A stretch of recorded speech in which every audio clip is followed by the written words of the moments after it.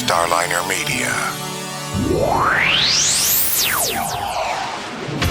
Starliner Media presents Music Night at the Majestic with your host, Michael Boswell. Brought to you by... When Signs and Displays Direct was launched 15 years ago, it featured a complete line of banners and stands, product displays, and more. Today, the company is known as SDD and is the industry leader in turnkey, no-inventory POP programs. SDD has expanded into branding programs for both corporate and private label, as well as consulting services for retail showroom design and more. Visit sdd-us.com. That's sdd-us.com.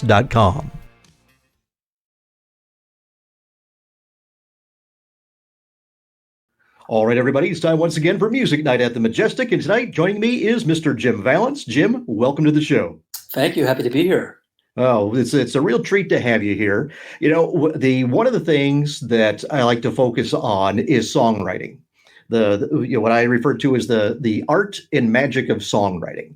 And you have one distinction that I don't think anybody else in the world can claim, and that is you have had songs recorded by both Anne Murray and the Scorpions. Whoa, okay. Yes, I don't think there's anybody else that can make that claim. That's casting a wide net, isn't it? Just a bit. Now, I know originally, if I recall reading correctly, you grew up in British Columbia, Chilliwack, to start, correct? Well, my dad was a small-town bank manager, so I was born in Chilliwack. But from the date of my birth until the day I graduated from high school, we moved to a different town every 2 years. So I grew up all over Western Canada. All right. Now, in Western Canada, is that a hotbed of musicality? Well, you know, it actually was. I mean, we didn't realize it at the time. It's Western Canada is quite isolated. You're not anywhere near Toronto, which is sort of the Canadian hub. You're closer to LA, to be honest, but you're not American, so you don't really have access to anything. So you're a little bit of an island out on the West Coast. So we had our own sort of music incubation out there. A bunch of great musicians. Bryan Adams, who I ended up spending a lot of years working with, Loverboy, BTO. Although not from Vancouver, got their start out there. So, it just ended up being a really great place to be. And I was often reminded that, the Beatles came from Liverpool. They didn't come from London. And I think the fact that they came from a smaller town outside of a bigger center sort of gave them an advantage. And I felt the same way in Vancouver. We weren't in the thick of it. We were on the periphery. And I think that was an advantage. Well, it would seem to me is the fact that you have more creative freedom, and you're not trying to keep up with the next big thing, if you will, as bands in the big city do. I think that's true. Yeah. Yeah. Now, when you're studying, I know you are a multi-instrumentalist, and if I recall correctly, is what piano, flute, cello, drums, guitar, bass. I have touched on all of those instruments at some point or over my life and career.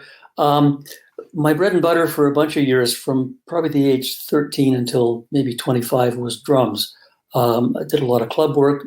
Starting at the age of 13, I was playing weekends, dances, and I was underage, but I got into clubs and played there. And then into my 20s, I was lucky enough to get into session work. So I was doing jingles and TV work, and then just sort of morphed into songwriting, which was something I was always interested in. And then as a songwriter, of course, having some knowledge of piano and guitar was very helpful. And drums. I mean, I think every musician should start on drums and then take up piano or guitar. And because drums gives you that feel, that groove that is, I think, so critical, even as you take on another instrument. Well, you mentioned the groove. Waylon Jennings had told me many years ago that Buddy Holly had, told him, start with a good groove and build it from there. And I haven't heard that, but that's so true. And because Waylon said, he just says, start with that, build it. He says, because there's, you can really ruin a good song with bad music. He says, so you get things going. When it comes to writing, do you have a certain method that you do? Do you start with the music, and if you as opposed to lyrics, or if you do start with music, do you start with the melody? Do you start with the rhythm? What do you try to do, or is it just as it happens? I think it's a little different every time. I mean, Elton John, for example, as you know, and as everyone knows, starts with a sheet of lyrics from Bernie. Bernie Taupin writes a poem. Elton puts it on the piano and starts to sing and play. And Elton says if he doesn't come up with something in 20 minutes, he tosses it and goes on to the next piece of paper that Bernie sent. I mean, that's Elton's way of working. I have started with lyrics. I have started with music. I've started with just a melody. I mean, just as an example, I wrote a song that Heart ended up having a hit with called What About Love? And the only thing I had at the beginning of that writing session was the title, What About Love? And the idea that it should be just one note, what about love? That's all I had. And the song grew from that, which is, I mean, the analogy I like to use is like planting a seed, and then just letting the plant grow. But, every song starts from, they don't arrive fully formed. They start with some little phrase, a lyric, a melody, a chord progression. So for me, it's a little different every time, song by song. Yeah. Now, you mentioned What About Love? Now, that song was not written for Heart, correct? No, it was early in not my songwriting career, but when I first signed with a publisher, it was 1980. And when you sign with a publisher, that's when you sort of put tentacles out and they create opportunities for you and sort of send you around to write with others and try and shop your songs. So it was, I think, 1982, a couple of years after I signed with the publisher. And I got invited to, I was living in Vancouver. I got invited to go to the city of Toronto and co-write with a band called Toronto. And so we spent a week or two coming up with a bunch of different songs. Some we started and finished, some we didn't finish. But we wrote this one song called What About Love? And at the end of it, I think there were 15 songs and only room for 12 on the album. And What About Love didn't make it. So Toronto passed on What About Love. But I did write the song with two of the members from that band, Sharon Alton and Bryan Adams. So I actually forgot about the song, sort of left the session and went back home. And a couple of years later, I get a phone call that Heart have recorded the song. And as I said, I'd literally forgotten all about it. And what had happened is Toronto passed and the song ended up on the shelf at the record company. And then the record company went bankrupt and EMI Publishing acquired the rights to all of that record company's songs. And this fellow, Mike McCarty, listened to every song in the record company's catalog, came across What About Love, thought it might be a great song for Heart, sent it to Don Gerson in Los Angeles, who was Heart's record executive down there. Don sent it over to, who was the producer on that session? I think it was Rick Knowles, who played it for Ann and Nancy, the Wilson sisters. And I didn't know this till years later either. They hated the song. They said, in fact, Nancy got up and stormed out of the room, said, I will not record that song. And they stamped their feet and just refused. And the producer said, look, how about just record it? If you still don't like it, I promise I won't put it on the album. So they reluctantly recorded the song. And I'm not sure what happened in the interim. It ended up on the album.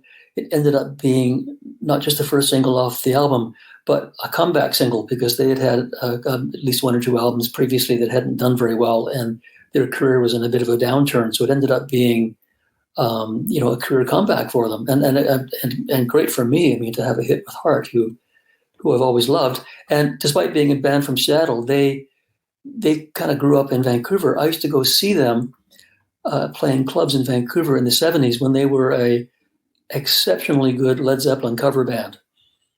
That was what they did. And Wow. and then they started writing their own songs and the rest is history. But that song, in fact, many of my songs almost didn't happen. There's so many stories of the initial pitch getting passed on, and then later on the song finally finding its way to the right home. But anyway, thank you, Heart. I mean, I'm very grateful for that one. Did they ever, have you ever had a chance to meet them or talk to them about it? I did. Yeah, I went and saw them perform. It might even have been in Seattle, like years and years later, and we had a little chat about it. But I didn't know the backstory about them hating the song until I read a book they released a year or two ago, sort of the authorized Heart biography, and in that they talk about hating the song, and it was quite a revelation for me because I only knew part of the story. Oops. Yeah, but anyway, whatever it takes. I mean, like I say, every song has a story, and when they have happy endings, all the better. Exactly. Well, you're talking about Vancouver. It was there that you joined the band Sunshine, correct? That's true. In 1973, summer of 73. Tell us about that, because that band morphed into Prism, correct? Yeah. And there was a member of Sunshine that became pretty instrumental in your career. Truly. So the leader of the Sunshine band and the trumpet player was a fellow named Bruce Fairburn. So Sunshine was a kind of a jazz fusion band. We did a bunch of different styles, but it wasn't really a rock band. It was more of a jazz influenced band. The trumpet player was Bruce Fairburn, and Bruce and I went through the Sunshine thing for a couple of years, and then, as you mentioned, Sunshine morphed with a couple of lineup changes, morphed into Prism, which was a Canadian band that didn't do much outside the U.S. Outside of Canada, but a little bit of success in the U.S. But it was primarily a Canadian-based band. And then Bruce and I went our separate ways. I joined forces with Bryan Adams, and Bruce became a very much in demand producer. So, Aerosmith, AC/DC, Scorpions. So Bruce brought me into a couple of projects that otherwise I might not have had an opportunity to work with, including Aerosmith and the Scorpions. Well, as I said, you're the only guy to write for the Scorpions and Anne Murray. Was it through Bruce that you wound up working with the Scorpions? It was, yeah. Similar to Aerosmith, Bruce just rang me up one day and said, "Are you a fan of the Scorpions?" I said, "Yeah." He said, "Would you like to write with them?" Like, "Yeah, you bet." So Bruce brought Klaus and Rudolph and Herman over to my studio one day in Vancouver, and we sat down and had a chat and kind of hit it off pretty quick. And I think it was pretty clear we would have a good time working together. So we spent on and off a month or so writing most of the songs on their Crazy World album, and I just had the best time with them. They're funny, but they know they're funny, which is the best part. They're such rock cliches, with the leather pants and all of that, and the whole metal shtick. But they're very passionate and very serious about what they do, but not without a sense of humor, which made the experience doubly pleasurable. Oh, well, yeah. Humor makes everything better. I don't care what you're doing. Yeah, absolutely. Yeah. Now, on the opposite side of the Scorpions, and we've got a little nod to it here on the wall with Tom Jones. You mentioned playing drums. Tom was one of the guys that you played with, right? Yeah, I was Tom's drummer for about a year. I didn't do any touring with him. It was all a TV show that he did, and he had guests. So, the great thing about the guests was I got to, play drums for Dusty Springfield and Chaka Khan, Tina Turner, Isaac Hayes. It was really a wonderful experience. And Tom is just the nicest guy. He just was so kind and generous to the band. He just made us feel like family. So that was real good fun. And that was sort of the end of my career as a drummer before I morphed into songwriting. So it was a great way to go out. I had a terrific time with Tom. Well, when you think about your time on that show, What's like a couple of the memories that come to mind immediately when you think about that? Well, I mean, I remember being a teenager, and "The Son of a Preacher Man" was, by Dusty Springfield, was a song that I just thought was magical. So to be in the drum booth, looking through the glass at Dusty Springfield while we're cutting the track. That Tom's show was pre-recorded, so the vocals were live, but we pre-recorded the band, and then they sang to that on the TV show. But Dusty came into the studio and was singing with us while we cut the track. So I mean, that was like sort of fan heaven for me, to be in the same room with her, let alone playing drums for her. I would think.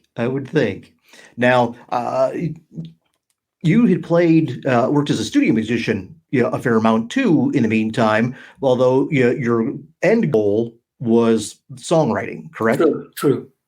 Yeah, and you actually had some opportunities that to produce and go on the road, what have you. That you deferred to focusing on your songwriting, which obviously, based on the list of people who have recorded your songs, was a pretty wise move. Well, I did a little bit of road work, a bit of touring. I just, 5 guys in a rental car and sleeping in motels and eating takeout tacos. It gets old pretty quick. Unless later on, when a band has big success, then it's, first class airfare and the best hotels. But, early on, it was pretty slim and shabby. So I just preferred sleeping in my own bed. So I gave up the road and concentrated on songwriting. And, I got to stay home. I got to spend time with my son when he was born. And I was lucky enough that, people, by this time, to sort of answer a question you asked a little while ago, by this time, Vancouver really was getting a reputation as a great place to go and write and record. And, much thanks to Bruce Fairbairn putting Vancouver on the map. So with that, people were, Scorpions, Aerosmith, and others were happy to come to Vancouver to work with me. So I again, very blessed. I got to sleep in my own bed, spend time with my family, and have a career. Always a plus. Truly. Balance is good. If you can find it. Yeah. Which in the music business is not an easy achievement. Easier said than done. But as I say, I've been very blessed. All right. Well, I'll tell you, folks, know you best from your collaborations with Bryan Adams. Perhaps, yes. Yeah. How did you two, start working together? I met Bryan in January 1978 in a music store called Long and McQuaid, guitars, keyboards, that sort of thing. Bryan lived just down the street from the music store. He was 18, still living with his mom. He had quit school, unemployed, and he'd go up and hang out at the music store because he could, play the guitars and just spend all day there and just, go from instrument to instrument. And they kind of took him under their wing, I think. Because he was so passionate and so talented. Anyway, I'm in the music store one day and with a friend of mine who knew Bryan, and she introduced us, and we had a little chat. And I knew who he was from the band he had been in previously, and he knew who I was from Prism. So we said, let's get together, just have a cup of tea and a chat and see if we're on the same page. And he came over a few days later, and we wrote a song the first day, and pretty much for 40 plus years, we never stopped. What was the first song that you two wrote? I think it was called Don't Turn Me Away, which was the B-side of his first single, which was called Let Me Take You Dancing, which is kind of lost in the mist of time. We just every time we got together, we didn't always finish a song, but we always started one. And, just carried on and just focus and work ethic. And he's just a remarkable guy. He's never stops. Yeah. Now, how long had you two been writing together before you got signed as writers to A&M? Well, as I say, we met in January 78. I think we were signed in 79 to A&M Canada, and then in 1980 to A&M USA, to their publishing wing. Bryan was signed as an artist to A&M, and we were signed to Rondor Music, which is A&M's publishing wing. Gotcha. Now, when you guys would write, since the so much of that stuff is riff, it's got a great riff. When you would collaborate, was who did you guys have like certain parts that you usually brought to the table with it? Was Bryan like the riff guy? Were you the melody guy, or did it really all depend? It really, I mean, it was interchangeable. I mean, we both. We complemented one another, but it wasn't like an Elton John, Bernie Taupin thing where one guy only writes music and one guy only writes lyrics. I mean, Bryan and I both write music. We both write lyrics. One example of a riff that you might know is the opening for Run to You. And we literally sat almost nose to nose, each of us with a guitar, kind of going back and forth, trying to cobble this thing into a riff. And how we started didn't sound anything like how it finished, but after sitting like across from each other for an hour and going back and forth and sort of each modifying the riff until we got to a place where we went, yeah, that's it. So that was very much a collaborative thing, as was, pretty much everything we did. It was very, very equal and we just both brought almost the same skills to the table, but two brains are better than one. Right. Now tell me this, his breakthrough album was Cuts Like a Knife. Yes. When that album hit, what impact did that have? Obviously, we know what that did for his, career in record sales. What did it do for you guys as songwriters? I think it probably helped me more than Bryan because he remained focused on his career. So what it did for him as an artist was opened up lots of opportunities to tour as an opening act for bigger bands like Journey and the Kinks, I believe, and others. So he got some exposure that he might not have had. And for me, Bryan was away touring, and as we've already discussed, it was my preference to stay home.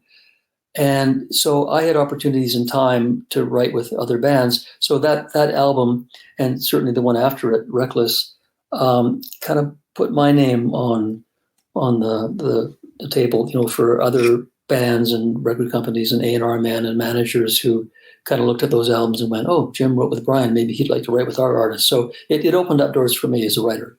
Well, as I say, Cuts Like a Knife was big. Reckless was an absolute juggernaut. And that had to be, when that album hit, that had to be basically life-changing for you both. Well, it was. And of course, you never know when you're sitting in a room with no windows writing songs, what the end result's going to be. So, we worked just as hard on Cuts Like a Knife and Reckless and every song and every album. But for some reason, we were just, at that moment, I think, we were on a bit of a roll as writers. We had honed our craft and gotten better at it. And so, we wrote 12 songs that kind of all belonged together. And we were, pleasantly surprised when, the first single, Heaven, went to number one, and then the album went to number one as well. I mean, that's something you dream about but never think will happen. In fact, we're watching it climb the charts. I was at home, as I said, and Bryan was on tour. And we're watching the album climb the charts, number 50 and then number 38 and then number 27. And then it just kept going. And I said to Bryan on the phone, I said, wow, if it goes to number one, I'll fly to wherever you are and we'll celebrate. And it was Cleveland. So I flew to Cleveland and met Bryan, and we had a high five and a glass of wine. Well, I'll tell you, Reckless, is almost like a greatest hits album because even the album cuts could have been singles.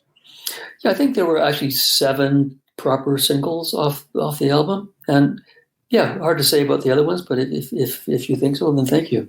Yeah, well, I'll tell you, the Long Gone has got one of my favorite lines, which is, she took the frigid air, she took my favorite chair. How did that line come about?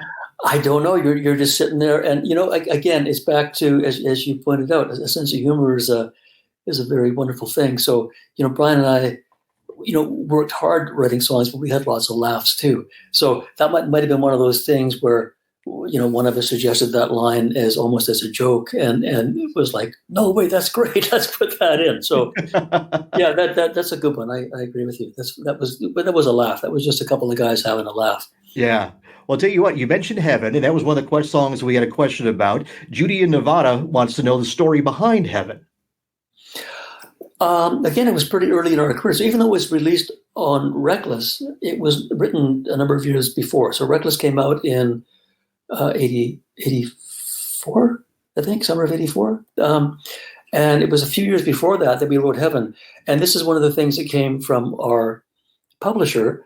Again, the publisher's job is to create opportunities for you. So Bryan and I, as sort of fairly new, untried writers, the publisher sent us an opportunity to write a song for a film with starring Leslie Ann Warren. It was a film that I think opened and closed the same weekend, so it didn't really make any waves. But we saw rough cuts of the film before it was released, and the film was called A Night in Heaven. So we thought, I think we considered writing a song called A Night in Heaven, but it ended up just getting abbreviated, and we wrote a song called Heaven, and it went in the film and on the film soundtrack, and neither the film or the soundtrack did anything. So Heaven kind of just slipped off the radar, and that was the end of it.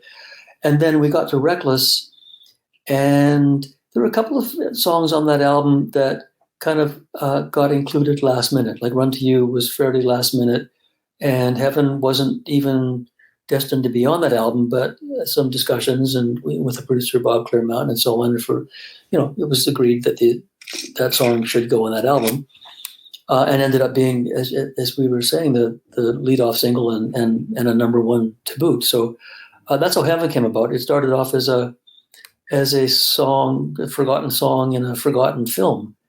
But once it was put on the Reckless album, it went for a pretty nice ride. Well, I'll tell you, I remember, DJing, parties and school functions, weddings, what have you, and that was an absolute requirement for every gig that we would have. Oh, great! So there was a line of girls that wanted to Heaven to be played for the slow dance. So a slow song. It was a ballad. But a few years later, 2002, a guy named DJ Sammy did a disco version of it, the with a singer named D.O. And it went to I think, number one in the UK and number 8 in the USA. So we had a whole second run with Heaven as a hit second time around. Well, in a totally different version yet was Paul Anka. Yeah. Yeah. Now, what was your first thought, when you heard Paul's version of it? Oh, I thought, great. I mean, all versions, anyone doing they call them covers. Anyone doing a cover of your song is very flattering. And especially when they don't do it verbatim. So Paul did a kind of a big band jazz version, which was completely unexpected, but it worked, as did the disco version of Heaven. I was driving in my car. I didn't even know it had been recorded. I was driving in my car with the radio on, and it's like, wait a minute, that sounds familiar. Oh, I wrote that. So these are lovely surprises. Yeah, I would think. Now, while we're talking about Reckless, we had another question. Was Jim in Tennessee wants to know the story behind Summer of '69, which is a huge hit and still a perennial. Yeah, well, the thing about writing songs is, you finish a song and then it goes out the door and then you're back to a blank sheet of paper. Okay, got to write the next one. And so that was literally Bryan and I sitting down, and a lot of songs just started not even with guitars in our laps, but just a conversation. Like with Aerosmith, Joe and Stephen and I sat down. I think we talked for an hour before we even picked up our guitars, just to get acquainted and decide what we wanted to write about, fast song, slow song. So anyway, on that particular day, as I recall, Bryan and I were talking about, school days, back in high school and this and that. And the Beatles in 1966, John Lennon wrote Strawberry Fields Forever, which was a song about his childhood in Liverpool. And Paul wrote Penny Lane, which was a song about his childhood in Liverpool. So Bryan and I actually talked about that and said, well, let's write a song about our childhoods, plural, because we didn't grow up together. Bryan went to school in Ontario, and his dad was a diplomat, so he spent some time in Portugal and Israel. And as we discussed, I grew up in all these small towns in BC. So even though it's called Summer '69, I was 17 that summer, and Bryan was 12. But Bryan's contribution is just as much as mine for that song. He had his first guitar that he bought from a pawn shop, and I had the first guitar that I bought from actually a furniture store in a little town called Vanderhoof. But in the song, we said, got my first real 6-string, bought it at the 5 and dime, which neither of us had actually done, but close enough. Pawn shop and a furniture store, and again, each line of lyric kind of resulted from maybe a 10-minute chat about something. First girlfriends, first kisses. I mean, standing on your mama's porch. I don't know what Bryan was thinking about, but for me, that was, Betty Donaldson back in summer '65. So just all of these, me and some guys from school had a band. That was me and Wayne and Gordy, and for Bryan, it was another group of guys. But so we each had our version of our favorite summer from our teen years, and incorporated those memories and those thoughts into the lyric. All right. Well, it was funny you mentioned "Run to You," before. When I was coming into the theater today to get ready for our show, "Run to You" was the song playing on the music, here in the hallway of the theater. Oh, great! I thought a little unplanned foreshadowing there. Yeah, that's fortuitous, yeah. Well, tell you what, yeah, I mean, the number of songs that you guys did, is there one that wasn't a single that you're especially proud of or partial to? Yeah, I mean, there's one album we did.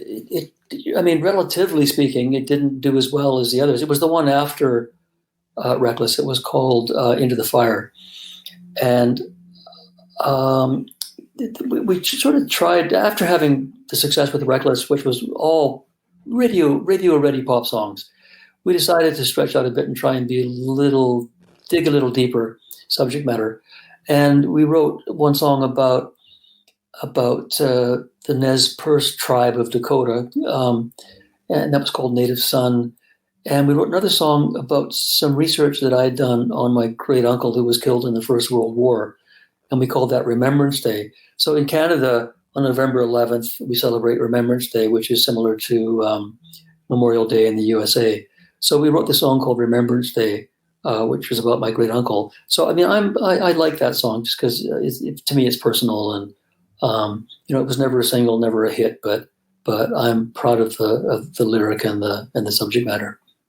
Well, you talk about Into the Fire. Heat of the Night was the big single from that one. It was, yeah. Yeah. What's the story on that song?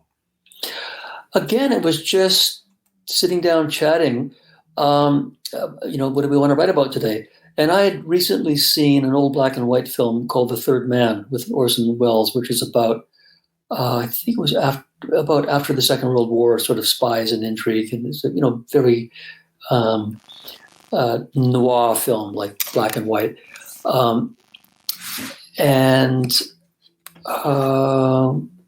We had also, Bryan and I had recently visited Berlin when the wall was still up, so it was kind of a scary place to be. We went into East Berlin, and again, going from West Berlin to East Berlin, it was almost like that movie, The Wizard of Oz, where it's black and white until they go to Oz, and then the film turns into color. Going back and forth between East and West Berlin was like going from color to black and white and then back to color again.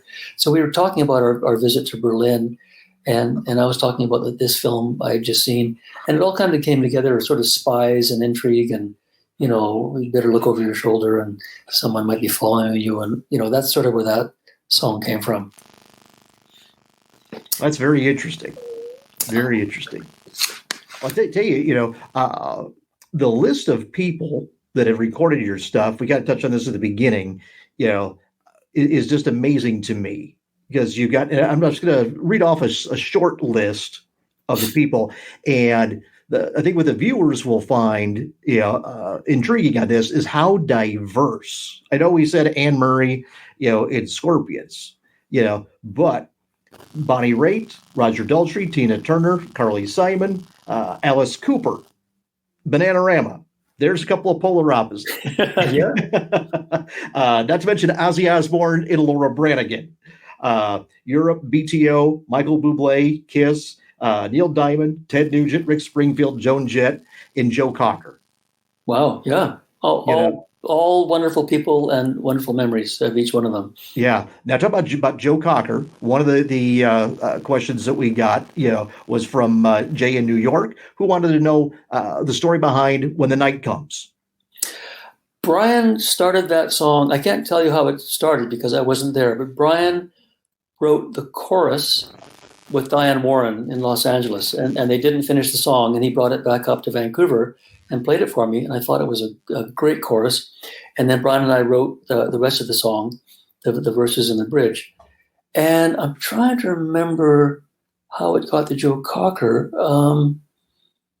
I don't remember, although Joe had done a song of ours previously called Edge of a Dream. So this was our second Joe Cocker cover. And a guy, what was the guy's name, the producer? Something Midnight. I've gone blank on it. But it was one of those songs where Bryan and I always record a pretty definitive demo of the song. We multi-track, guitar, bass, drums, backing vocals, the whole thing. And as a template, we always send that off to the artist and hope that they'll sort of, stay somewhat true to what we did. And in this case, Joe, Charlie Midnight was the producer. Joe and Charlie just exceeded all expectations. There were female backing vocals, very gospel-y. A band just played beautifully. Sound was great. Joe sang his buns off. I mean, it was just such a treat to hear the finished product when it came back to us. And I only met Joe once, but just a humble, quiet, lovely, lovely man. Just a sweetheart, and what a voice! I mean, he was a one-off. Absolutely, yeah, absolutely. Now, back earlier in the show, we mentioned about how Sunshine introduced you to Bruce, and then Bruce was how you wound up writing with Steven Tyler and Joe Perry. Correct. What was that like? Because that had to be an interesting time period, because they were, on their new path, if you will, and you end up working with them. What was that experience like? Well, it was wonderful because I worked with them on and off for 3 years and 3 albums. But the very first day, first of all, you know what they say, never let them see you sweat. Well, listen, I was a huge Aerosmith fan. So having Joe Perry and Steven Tyler walk into your studio and you're just meeting them for the first time, it's daunting. I mean, they were really, really nice guys, but I'm still kind of freaking out. Same as, when I met Ringo and Paul. I mean, you're just such a fan, you can hardly, string 2 words together. But anyway, Bruce Fairburn brought Steven and Joe over to my place.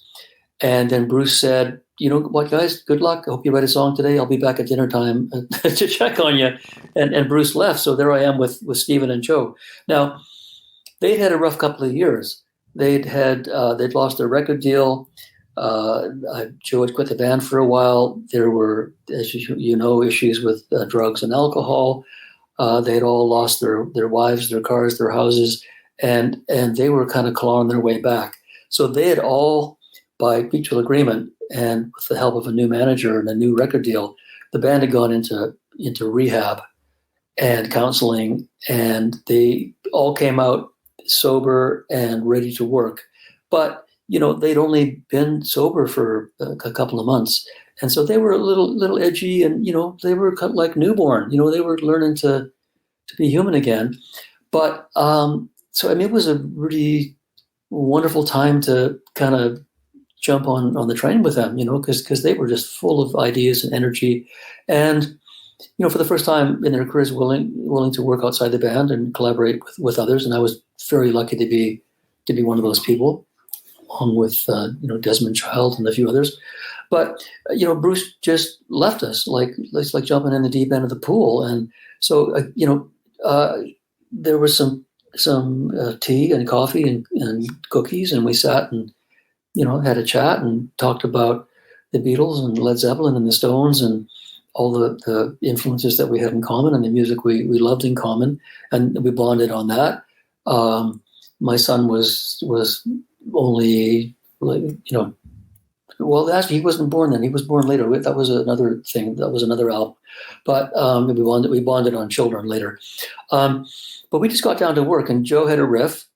It didn't go anywhere, but it was just dum dum da da da da da dum dum da da da da. It just went round and around.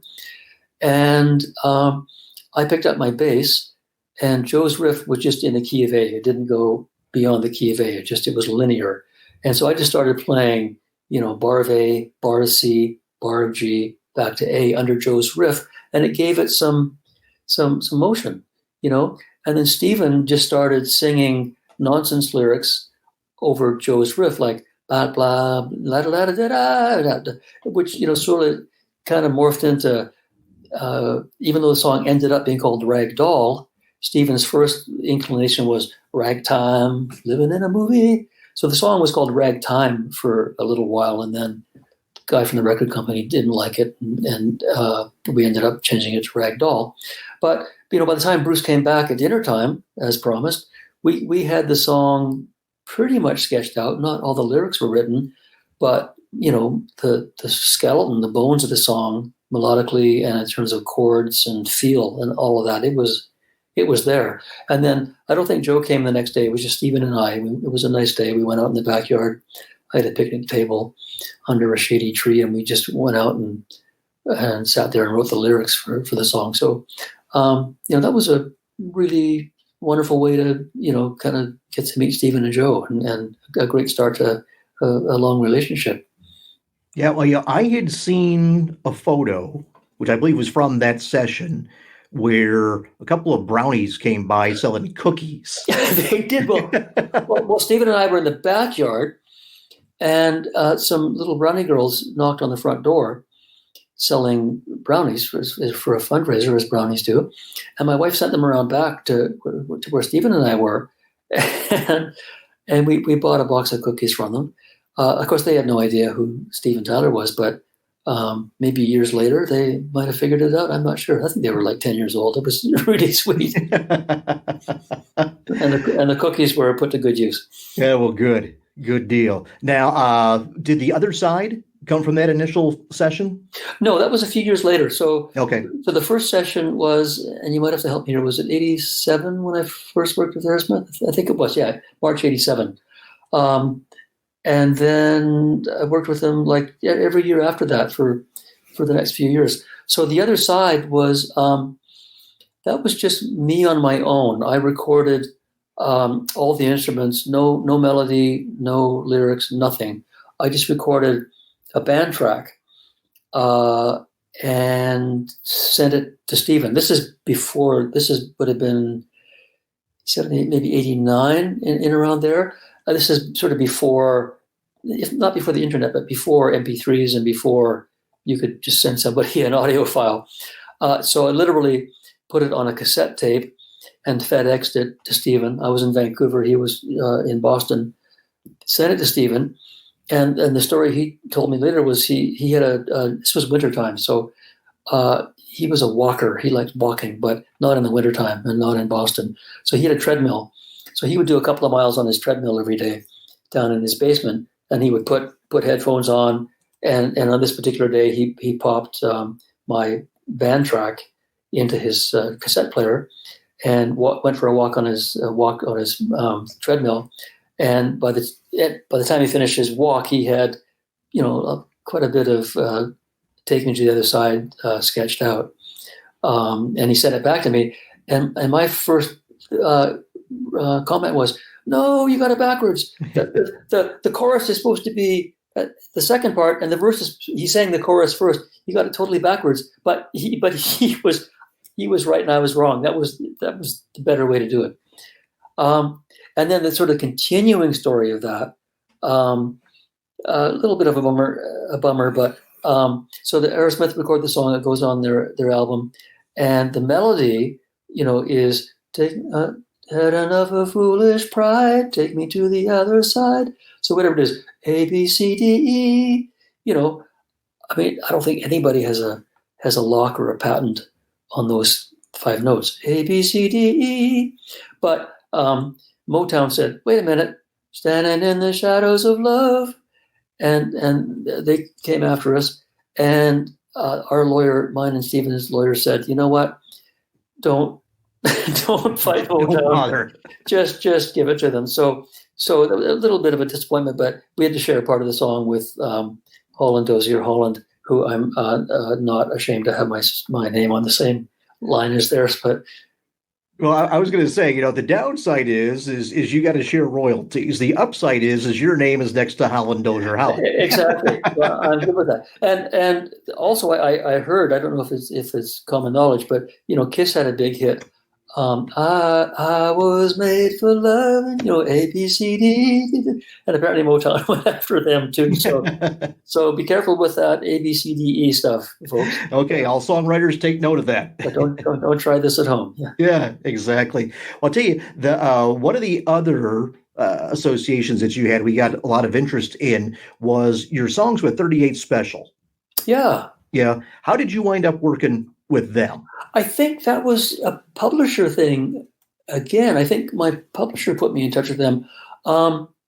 Funnily enough, we had actually, if I can sort of rewind a bit here, we wrote Run to You for Blue Oyster Cult. Bruce Fairbairn actually was producing Blue Oyster Cult, and Bruce asked us, Bryan and I, to write a song for Blue Oyster Cult. And their big hit was Don't Fear the Reaper, which started with a guitar riff. Right. And so the riff for Run to You is me and Bryan trying to get Blue Oyster Cult interested in our song. Like, oh, they'll love this. Starts with the riff. So anyway, we sent Blue Oyster Cult Run to You, and they didn't like it. So they didn't record it. So I think we sent it to our publisher and saying, because Bryan wasn't at that point interested in recording it. He didn't see it as something that he would be doing. So I think our publishers actually sent it to 38 Special. This would have been, early in 1984. And they didn't do it either. So that was how it ended up. Bryan just went, heck, I'll do it myself. So we'd actually had a little bit of a brush with 38 Special previously with having sent them that song. Anyway, I got a call from their manager saying, would you like to write with Don and Jeff? And I was already a fan, like as was the case with many of the bands I worked with. I mean, loved Aerosmith before I met them, loved Scorpions, loved Ozzy, loved Anne Marie. They were all artists that I knew and loved. So what a treat to actually work with them. And same with 38 Special. So Don and Jeff flew up from Jacksonville to Vancouver. Again, I was very lucky that they would come to me, and talk about laughs. I think we laughed more than we wrote. I mean, they were the funniest guys. Again, the Scorpions, being Charman, had a sense of humor about their English, broken English and so on. And Don and Jeff had a sense of humor about being from the South, and they just played it up, very proud and passionate about being Southerners, but also, great sense of humor about it too. One quick story, when they were flying up to Vancouver, they had to cross the border, and on the plane, they hand out customs forms, and you have to fill it out. And at the very bottom, it says signature of claimant. And but you only have to sign if you have something to declare. Like if you bought something and you're bringing it into the country, then you sign signature of claimant. So Jeff signs signature of claimant, and Don's sitting next to him on the plane and looks over and says, why'd you sign that? And Jeff says, because that's who I'm a claimant to be. So it kind of started like that, and it just went for days, and we just laughed and went out for dinners and somehow managed to write some songs. I don't remember how, but between laughing, we wrote a couple of songs. Yeah, well, you had Teacher, Teacher, which was a big soundtrack song. Well, Bryan and I wrote that 4:30. Okay. I'm saying, but that was one of their songs that they did, though, or I should say they did, recorded of yours. You know what? You just answered my previous question for me, and I'd forgotten. That would be where the initial sort of link came from. Is they had recorded Teacher Teacher. We hadn't met them. It just got sent to them, and that was for another film called Teachers. So yeah, that was where the connection came in. They had already done our song Teacher Teacher. But that was Bryan and I wrote that, and they recorded it. All right.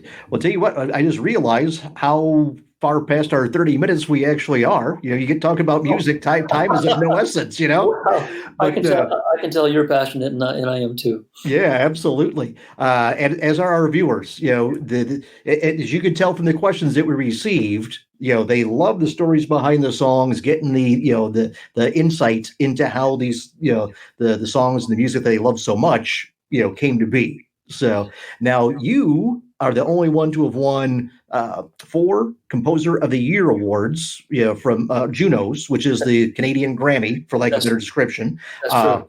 4 times, twice with Bryan, twice on your own. That's true. That has to feel pretty good. Well, especially as it was 4 years in a row. So I think it kind of points to that sort of period in the mid 80s where, Bryan and I were on a roll, and you just kind of, you get started just like a freight train, it takes a while to get it going, but once it's up to speed, it takes an even longer time to stop. So we just kept going. And so that kind of is a reflection of that period of time. Not to use an inappropriate analogy, because by no way are Bryan and I John Lennon and Paul McCartney, but there was that period in the 60s where the Beatles were just on a roll. They just couldn't do anything wrong. And so you kind of have to recognize when you're moving and just keep moving. And that, as you say, that resulted in 4 consecutive years of me getting Songwriter of the Year awards. Yeah. I just remembered another song that we had a lot of interest in. And I'd be remiss if I don't ask you, Glass Tigers, Don't Forget Me When I'm Gone. Yeah. How did that one come about? That was, they were literally a garage band. They were just kids, 18, 19, 20 years old, from a little town north of Toronto called Newmarket. And they'd done a little bit of club work, but they were mostly just, a garage band, rehearsing, writing, and so on. And the record company, Capitol Records, Dean Cameron, the president, called me and asked if I'd be interested in producing Glass Tiger. Actually, it wasn't producing, it was co-writing with him. It was started off as co-writing. And I heard what they'd done. He sent me a couple of their demos. They were obviously influenced by, U2 and, that kind of style of music. And I really liked what they were doing. So I flew back to Toronto, initially not to do any writing, but just to kind of meet them. I think they were a little hesitant to write outside the band. I think it was a little bit of an imposition for them because they were so new to the business. Like, really? We can't just do this on our own? So I went out and met them. We kind of hit it off. And then we didn't do any writing on that particular visit, but they agreed to come to Vancouver. So 3 of them, Sam, Alan, and Al, singer, guitar player, and keyboard player, flew out to Vancouver. And they arrived in the evening. I picked them up at the airport. And I said, why don't you just come over to my house? We'll just have a drink this evening, and we'll start work tomorrow. But let's just sort of have a social evening. So they came over and they said, can we see your studio? So okay. So we went downstairs, and next thing you know, I'm playing some keyboards, and Alan starts to sing, and we literally wrote a good chunk of Don't Forget Me When I'm Gone that first evening. Not all the lyrics, not all the melody, but we got a really good start on it. And so by this time it's like midnight. So I made them a cassette, drove them back to their hotel, and said, see you tomorrow. So they come back the next day, and they said, we listened to the cassette, and we just don't think it sounds like Glass Tiger. It's not our style. So, okay, no problem. So we carried on. That was Monday. We went sort of Tuesday, Wednesday, Thursday, Friday, and wrote another 3 or 4 songs that week. And at the end of the week, I said, I really think we should listen to that first song again, So we did, and we finished it. And they went back to Toronto, and I'm making a long story longer here. Sorry, but the other band members loved the song. The record company loved the song, and we ended up recording it and putting it on the album. And one other story I remember, so I have to tell you. So we mixed the album, and we spent a particular amount of time mixing that song because we knew it was going to be the single. And the record company guy came in on the last day to hear our mix, and he said, "It sounds great." I won't say the name of the record company guy this time. It wasn't Dean Cameron. It was another fellow. And he said, "But you need to do a different mix for the American market." And it was like, "Well, what would we do differently? We just spent like a whole day mixing this, and we think it's great." He said, "Well, just do a different mix for the American market." So the next day, we actually stayed up quite late and tried some stuff. We couldn't find a way to do it any different. This is horrible. I'm sorry. So the next day, we sent him exactly the same mix that he had heard the day before, and just wrote American mix on it, and he loved it. That's a mean story. I'm sorry, but a funny one. Yeah. And sadly, I'm sure that's probably not the only time that's ever happened in the music biz. Yeah, I'm sure that's the only time I've done it. But yeah, every song has a story.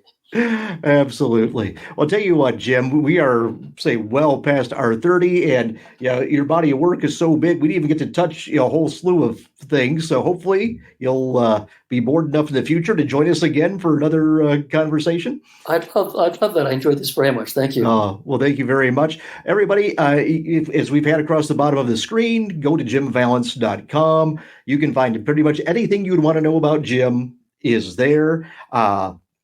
So make sure you do that. You can see all the songs that he's written. Next time, Jim, I want to talk about the other people that you've co-written with is such a diverse, interesting group. Yeah, they were. So I want to hear the stories about writing with Alice Cooper and Michael Bublé and everybody else along the way. So just great folks, and I'd really love to share those stories. All right, sounds good. Well, next time. All right, everybody. On that note, we're going to wrap up this edition of Music Night at the Majestic. Again, Jim, thank you so much, everybody. We appreciate you watching. Until next time, everybody, have a good night.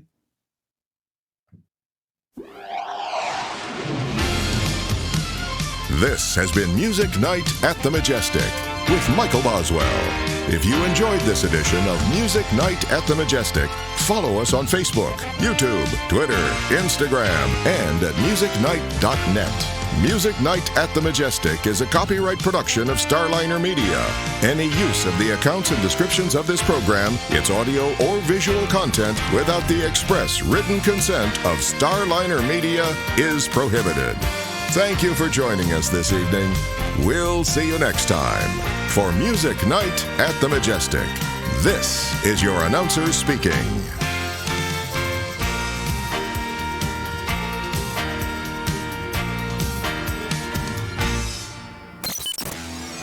Starliner Media.